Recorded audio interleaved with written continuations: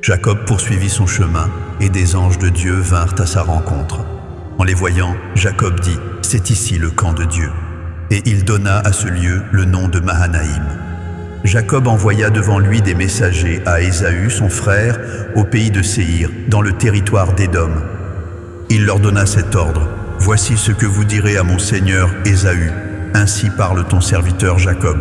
J'ai séjourné chez Laban, et j'y suis resté jusqu'à présent.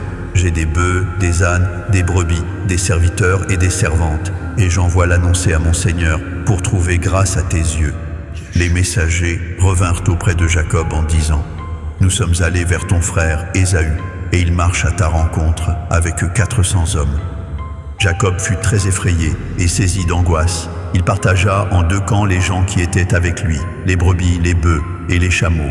Il se disait, « Si Ésaü vient contre l'un des camps et le bat, le camp qui restera pourra se sauver. » Jacob dit, « Dieu de mon père Abraham, Dieu de mon père Isaac, Yahweh, qui m'a dit, « Retourne dans ton pays et dans ton lieu de naissance, et je te ferai du bien. » Je suis trop petit pour toutes les grâces et pour toute la fidélité dont tu as usé envers ton serviteur, car j'ai passé ce Jourdain avec mon bâton, et maintenant je forme 2 camps. Délivre-moi, je te prie, de la main de mon frère, de la main d'Ésaü, car je crains qu'il ne vienne, et qu'il ne me frappe avec la mère et les enfants.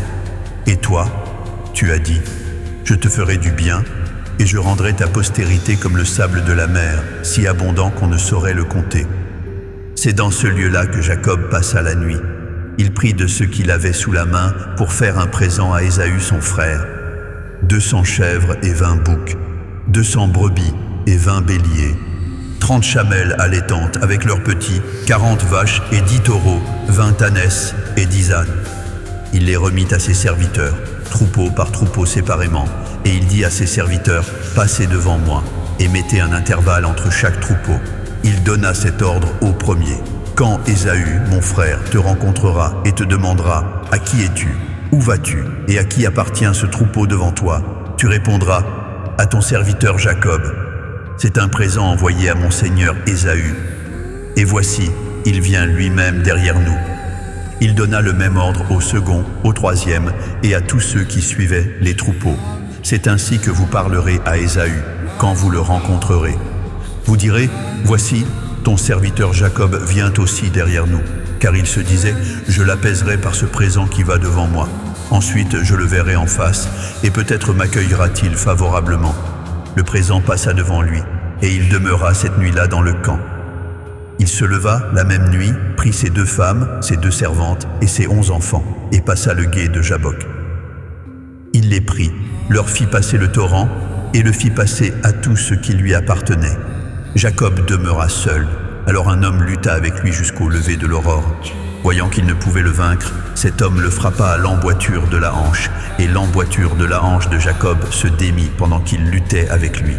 Il dit, « Laisse-moi aller, car l'aurore se lève. » Et Jacob répondit, « Je ne te laisserai point aller que tu ne m'aies béni. » Il lui demanda, « Quel est ton nom ?»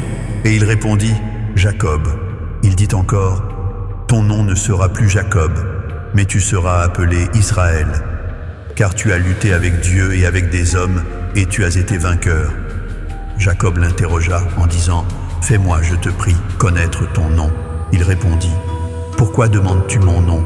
Et il le bénit là. Jacob appela ce lieu du nom de Peniel, car, dit-il, j'ai vu Dieu face à face, et mon âme a été sauvée. Le soleil se levait lorsqu'il passa Peniel. Jacob boitait de la hanche. C'est pourquoi jusqu'à ce jour, les enfants d'Israël ne mangent point le tendon qui est à l'emboîture de la hanche, car Dieu frappa Jacob à l'emboîture de la hanche, au tendon.